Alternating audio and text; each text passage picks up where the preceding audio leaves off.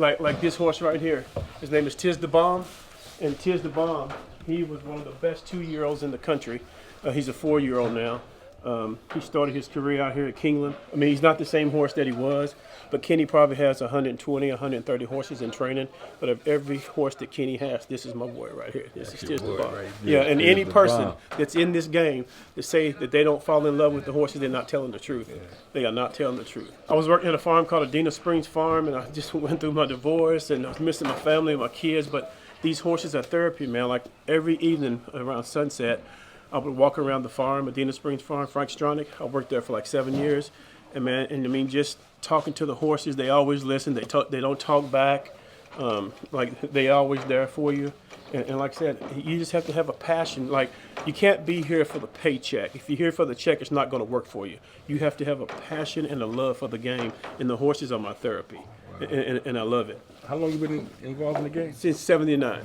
Talk about the old timers that was around back then. Oh man, we had that discussion the other day. I can't remember a lot of the names, but the one older man that I really worked with, his name was, they called him Doo-Doo. That was his nickname. His name was Edgar Hamilton, and Edgar Hamilton galloped horses for Ben Jones. And if you know anything about horse race, you know who Ben Jones is. And he would tell me stories about Sonny Fitzsimmons and Ben Jones and Eddie Curl and Bill Hardtack and Shoemaker. But the things that Edgar taught me about legs, and Edgar would always tell me, if you take care of these animals and you take care of the legs, the horses will take care of you. Like, I'm a leg man. I mean, I don't mean to toot my own horn, but when it comes to these horses, I love taking care of the legs. You have to take care of the legs. A horse with no legs and no feet is it's not going to make it. Like a car with no tires on. Huh? That's right. That's right. Yeah. Yes. Yeah, but the people that I've met along my journey in this business, like I've been so blessed, man. Showing horses, and I had a chance to go to England. I went to Newmarket, England. I've been to Ireland to do the Gulf sales. I went to Paris, France. I've been to Spain. I mean, it's the people that you meet along your journey. I remember one time I was working at a farm for Becky Thomas in Sequel Bloodstock, and the farm manager's name was Lynn Burleson, and I went to him one day and asked him for a raise, and he told me this. I never forget this. He says, Aaron, I'm going to give you that raise, but try not to worry about money. And at the time I was married, paying bills and stuff. I'm like, man, I can't tell my bills collectors that. He says, worry more about meeting people. And I'm like, how's people gonna pay my bills? Fast forward to 10 years, I totally end this.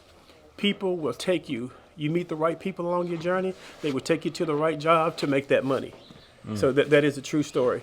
I mean, money is very important, but meeting people along your journey, people will take you to the money. The relationship yes, is worth more than the transaction. Just meeting people, like Lynn said, meeting people along my journey. I met a woman named Terry. She asked me if I wanted to go to Newmarket, England. I'm like, how am I going to get there? She's like, we're going to fly you there.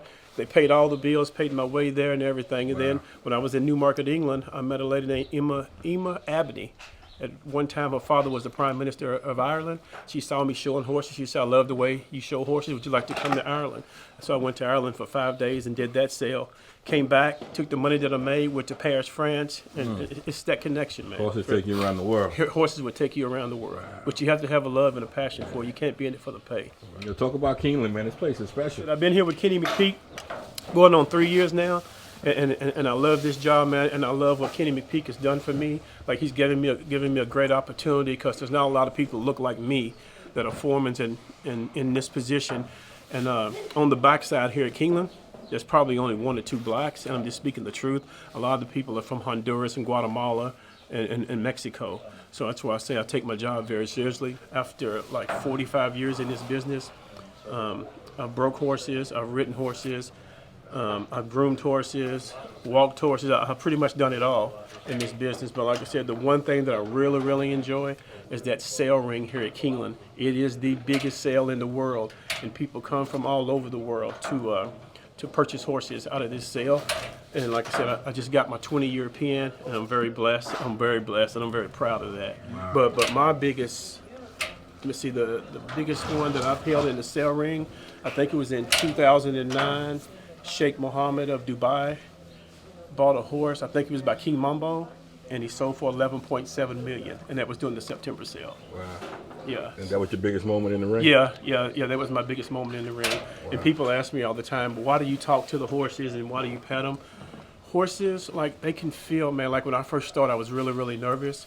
Like babies, the winglings are pretty easy. The yearlings, 60% of them come through the sale ring. They have lip chains on, so they're pretty reasonable to work with. But it's those brood mares, I call them monsters, in November that come, and if you say that it does not intimidate you from time to time, even after 20 years when the brood mares come.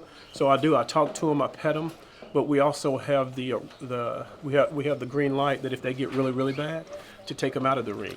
Yeah, so you gotta leave your ego in your car. Honestly, you leave that ego in your car. When I was younger, I wanted to fight them and wrestle them around and prove to the world, I can do this. But it's not what it's all about anymore. Leave your ego in your car because the whole world's watching.